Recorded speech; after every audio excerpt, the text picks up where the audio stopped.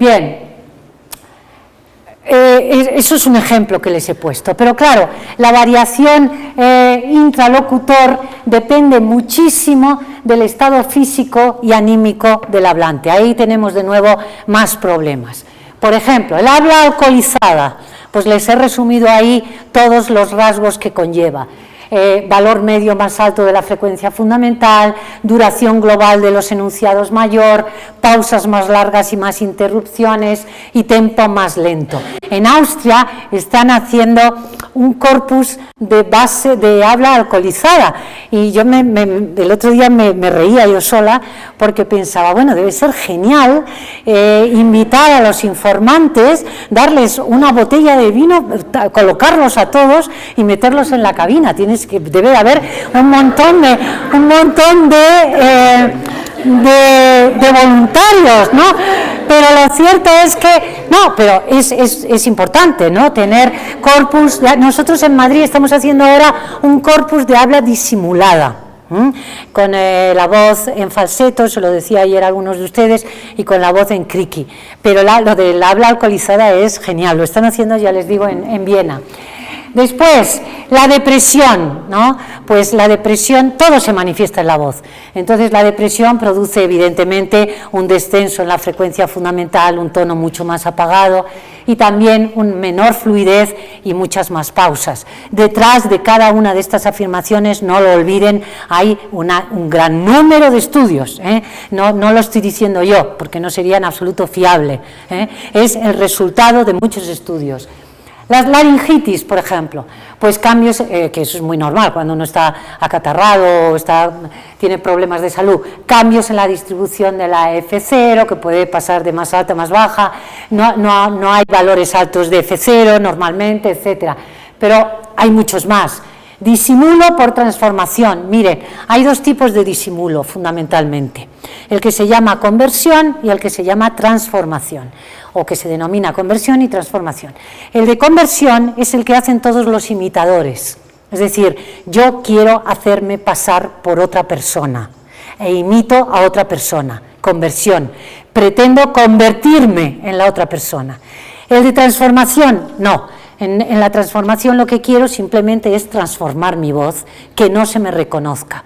En fonética judicial hay muy pocos casos de conversión y muchísimos casos de transformación. La transformación puede ser electrónica y no electrónica. Hoy en día en Internet es facilísimo encontrar programas de soporte lógico que transforman la voz y la hacen irreconocible. Esa es la manera electrónica de conseguir el objetivo, pero también yo puedo intentar transformar mi voz sin apoyo electrónico. Depende de la categoría del delincuente, de sus fondos, de su dominio de la técnica, y es así, de la prisa que tenga. Si es un delincuente de 3 al cuarto, como decimos allí, pues hará lo que se le ocurra, ¿eh?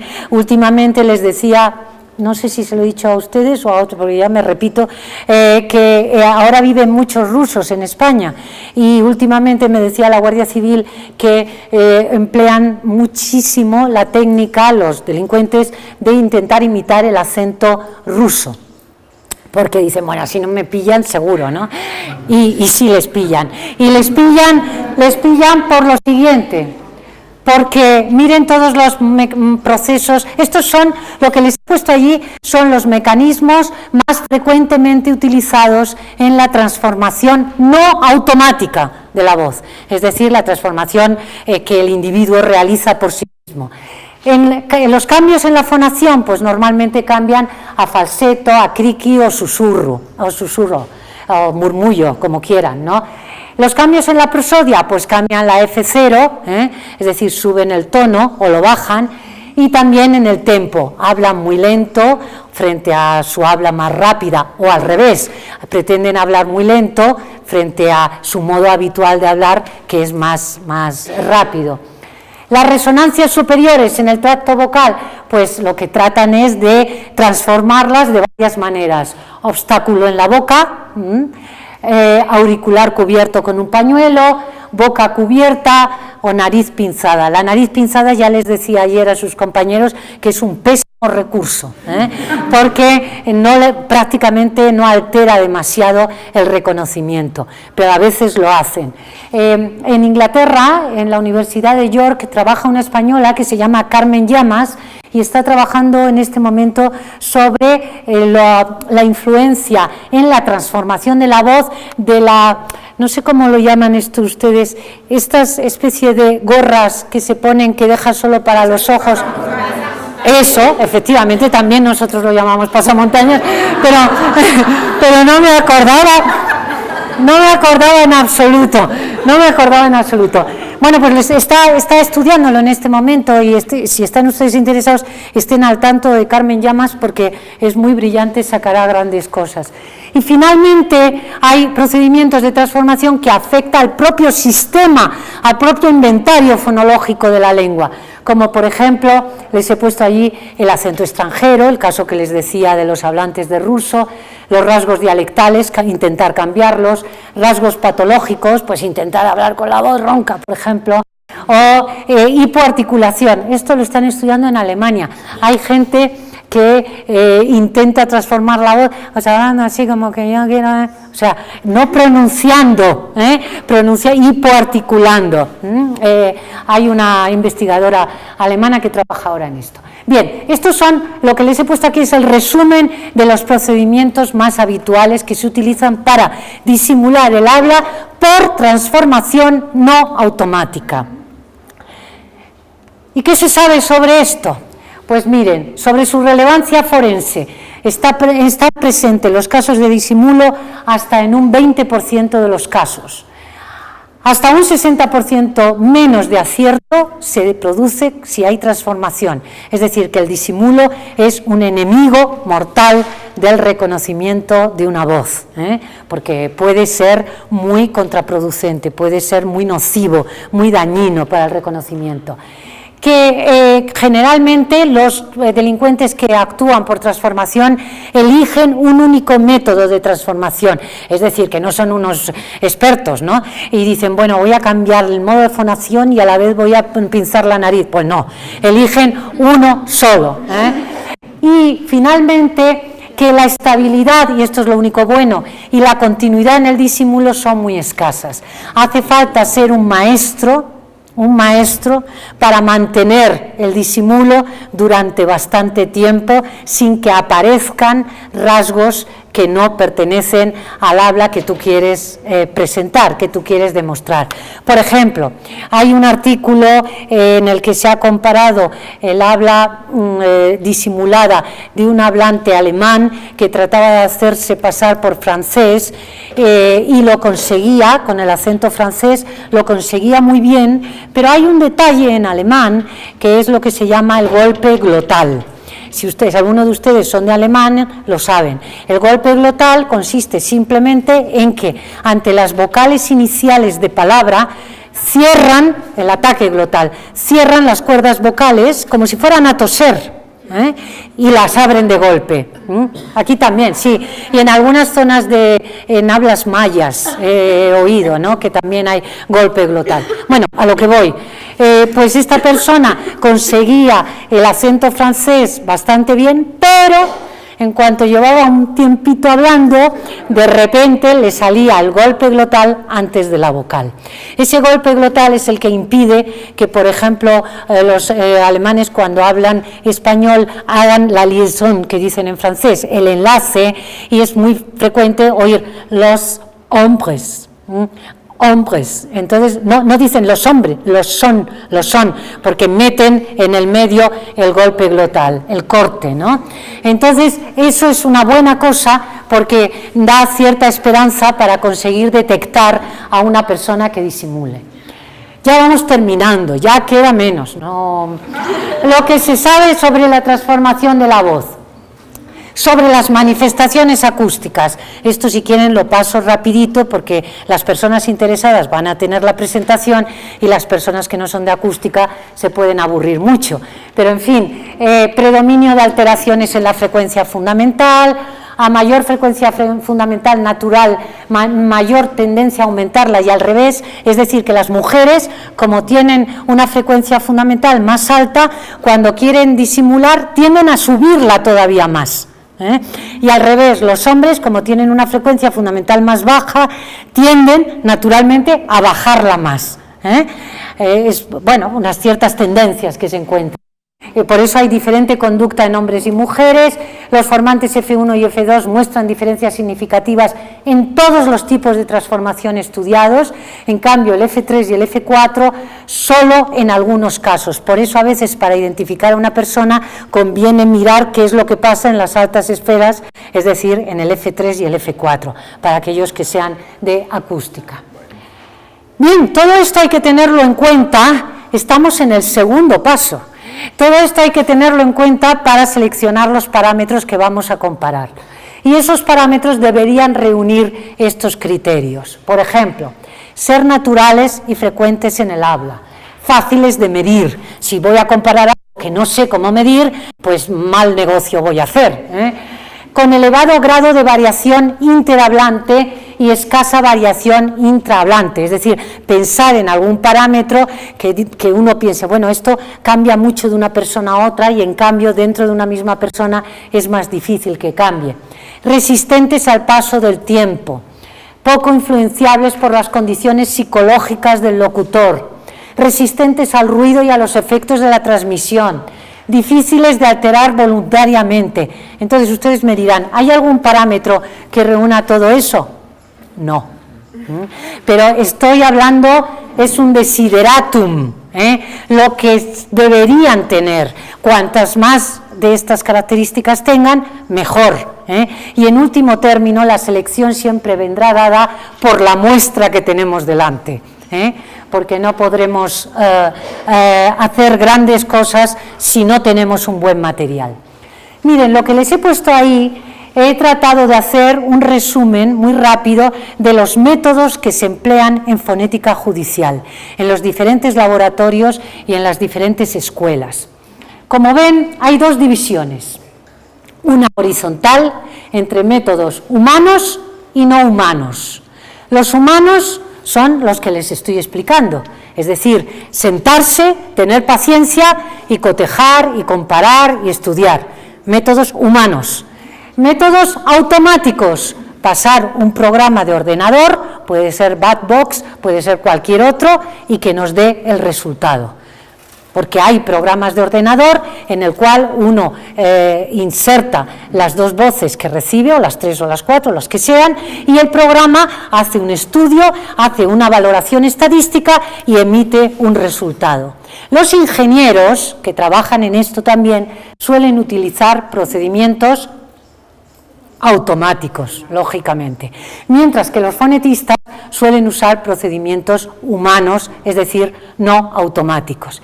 Esa es la primera división, pero fíjense ustedes que hay otra después, diagonal, entre métodos analíticos y no analíticos. ¿Qué quiere decir? Pues que hay métodos como el análisis auditivo analítico, el análisis perceptivo analítico, el análisis acústico, todos los que he estado explicando durante este tiempo, que son analíticos. ¿Por qué? Pues porque van analizando parámetro por parámetro. Estamos hablando todo el tiempo de eso. Son humanos, están en el lado de arriba, pero son analíticos, van parámetro por parámetro. En cambio, hay otro método perceptivo, que es humano también, y que no es analítico, es gestáltico, es decir, juzga el efecto general de la voz. No habla de los elementos, sino del efecto general que produce la voz. Pues es una voz ronca y una voz suave, una voz bien. Este está totalmente desaconsejado. Como mucho se puede hacer alguna observación de valoración global, pero lo ideal, y en esto de acuerdo en todos los especialistas a día de hoy, es en que un peritaje bien hecho debería tener todos los métodos. Es decir, debería empezar por un pasaporte vocal perceptivo, auditivo, analítico, concienzudo, después hacer un análisis acústico seleccionando los parámetros como hemos estado hablando y finalmente llamar a un equipo de ingenieros, si es que no los tenemos a mano, o gastarnos unos cuantos euros o unos cuantos millones de pesos en un programa de ordenador y hacer un análisis automático. Y ustedes me dirán, bueno, y si hay programas automáticos, ¿por qué sufrir? ¿Por qué sufrir? Si tenemos un programa automático y le podemos meter voces y nos da resultados, ¿para qué estar haciendo un análisis manual?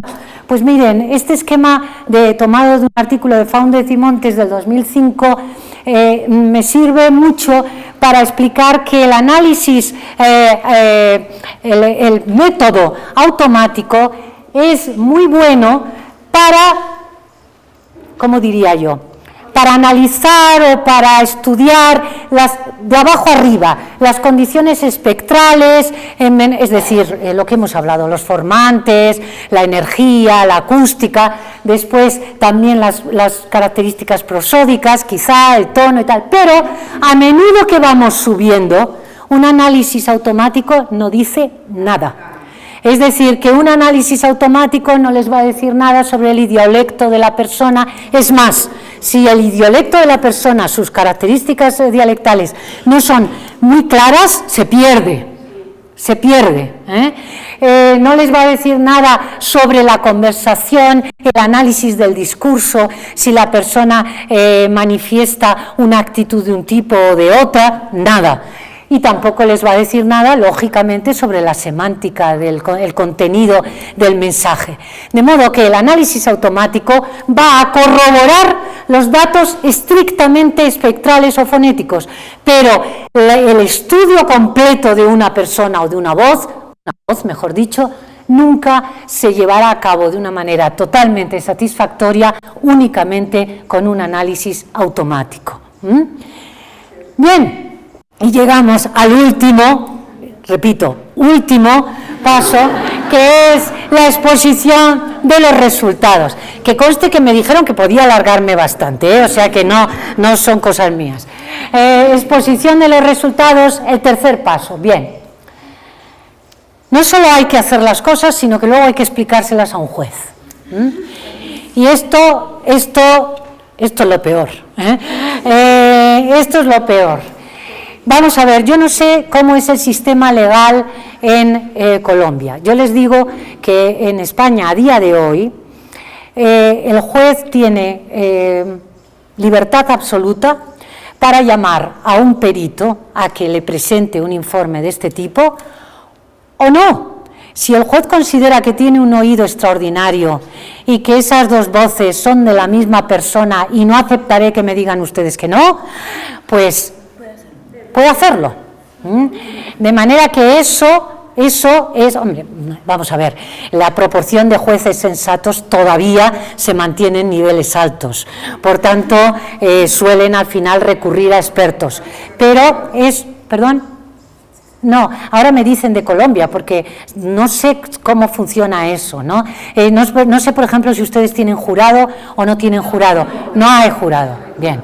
Bueno, en España hay jurado para algunos casos y para otros no hay jurados. No me pregunten cuándo, porque no sé nada de legislación, de cuándo se usan jurados y cuándo no, pero sí que sé que existe esa posibilidad.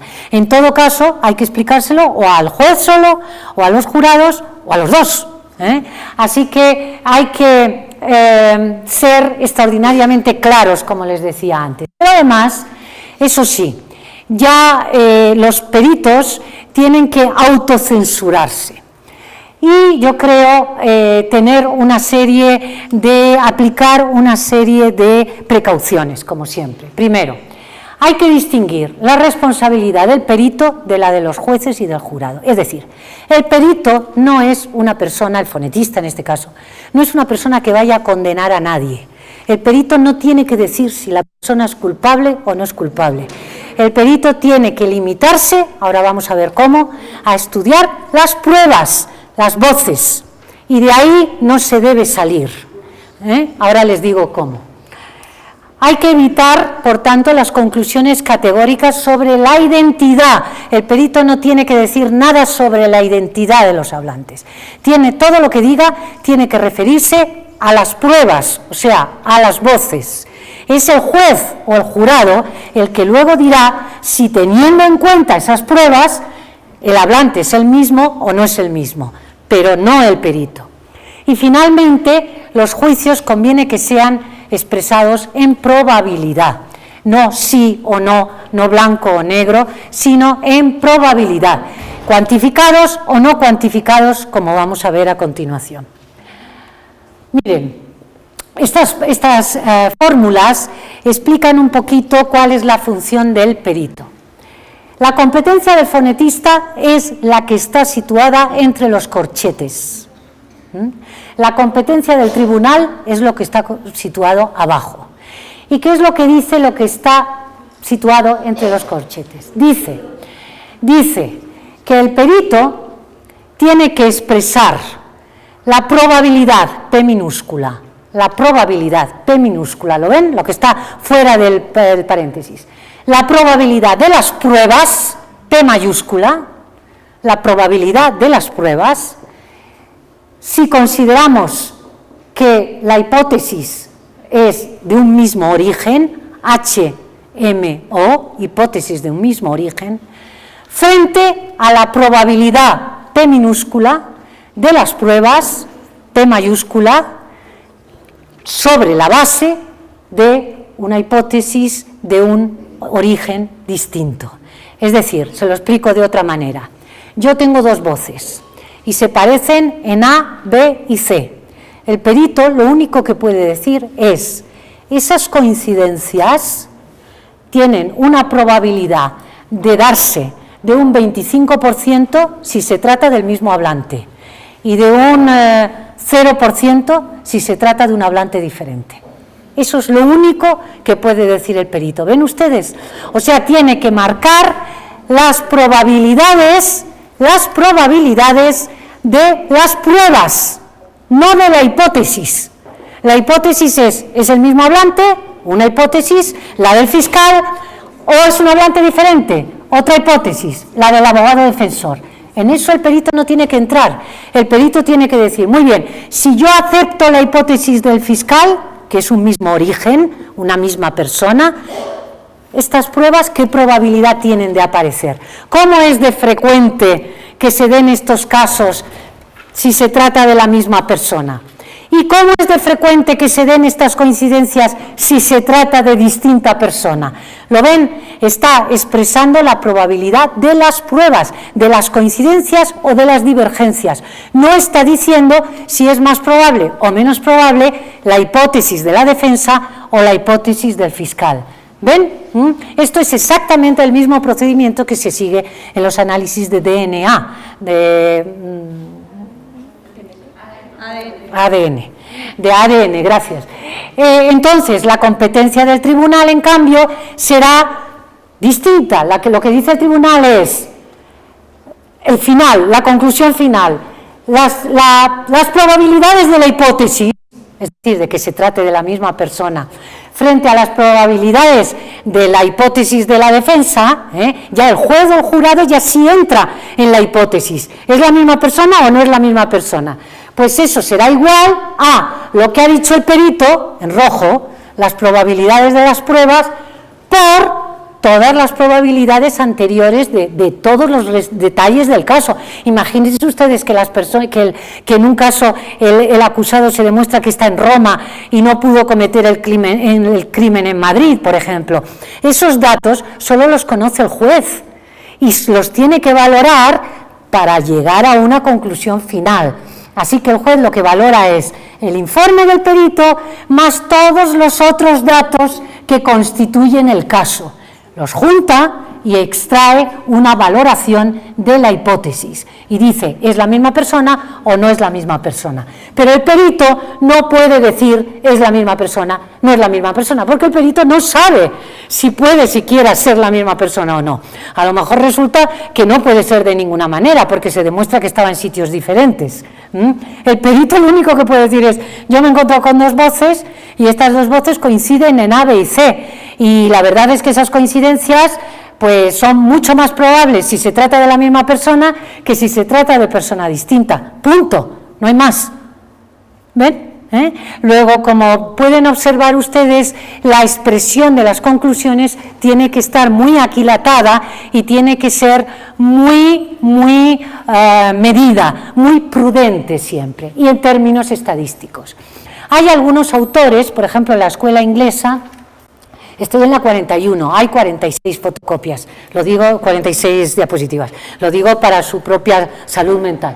Hay algunos especialistas, sobre todo ingleses, que dicen, y no les falta razón, dicen, vamos a ver, seamos realistas, cuando un perito tiene que hacer un informe, un peritaje, ¿ustedes creen que van a disponer del tiempo suficiente para hacer todo ese estudio estadístico, para llevarlo a término, para comparar con una población de referencia? Porque si están comparando voces masculinas, por ejemplo, de la región de Bogotá, pues tienen que tener una cantidad enorme de voces masculinas grabadas de la región de Bogotá, para ver si la estadística sirve o no sirve, etcétera.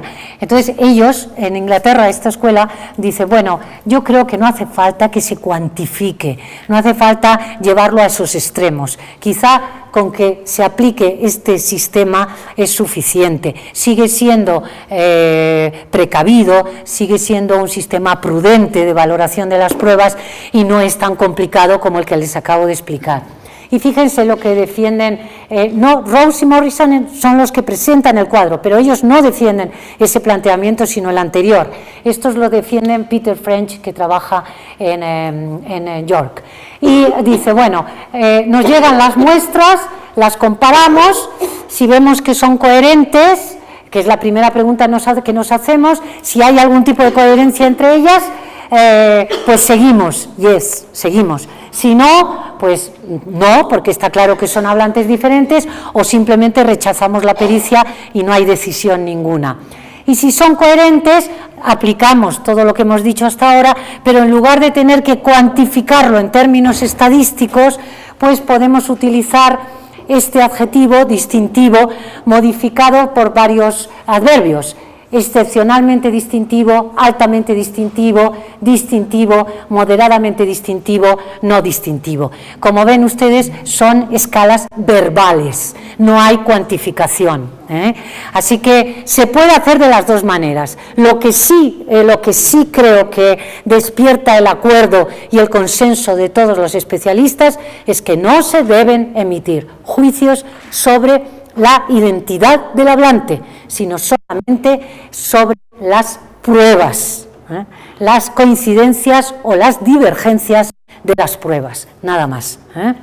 Eso no es lo que quieren los jueces, Es decir, los jueces inmediatamente la pregunta inmediata es, pero bueno, sí, todo eso está muy bien, pero ¿es o no es la misma persona? Y entonces ahí es donde el perito tiene que decir, mire usted, estoy en un tribunal y yo lo único que le puedo decir es lo que depende de mi formación, y yo no estoy en condiciones de decirle si es la misma persona o no. Le puedo decir que las coincidencias apuntan a un 95% de posibilidades de que se den esas coincidencias cuando es la misma persona, pero no le puedo decir que es la misma persona. Esa es su tarea, no es la mía, y le pagan por eso no aconsejo decirlo. Entonces, llegamos a la pregunta que habíamos hecho de una manera un poquito retórica al hilo de la presentación. ¿Es la voz un identificador biométrico equiparable a las huellas digitales o al ADN, por ejemplo? No, en absoluto. ¿Quiere eso decir que no es lícito, ni es ético, ni sea provechoso seguir estudiando el valor biométrico de la voz? Pues miren, yo les contesto como contestan Kuntzel y Brown en un artículo que es citadísimo precisamente por esa reflexión. Y dicen, en realidad, dice, lo que se necesita en el futuro es que la investigación conjunta de todos los fonetistas forenses y de sus colegas enriquezca y amplíe el conocimiento que se tiene de todas estas variables, de todos estos problemas que ahora mismo nos complican la vida. Es decir, lo que ellos defienden en ese artículo, y a mí me parece muy razonable, es que no solo no es que no sea ético actuar como fonetista judicial, sino que precisamente quizá lo que no sería ético es dejar de hacerlo. Porque si uno puede contribuir a hacer justicia, si uno siente que todos sus años de estudio de la lingüística y todas sus horas de tortura frente al libro y frente al ordenador tienen una, ¿cómo diría?, una traducción social y cumplen un papel social, pues me parece que no nos podemos negar a nosotros mismos esa satisfacción, ni tampoco negársela a la sociedad. Fíjense ustedes que en el Génesis Isaac hizo esta reflexión, dijo: la voz es la voz de Jacob, pero las manos son las manos de Esaú. Le dio más importancia a las manos y se equivocó. Muchas gracias.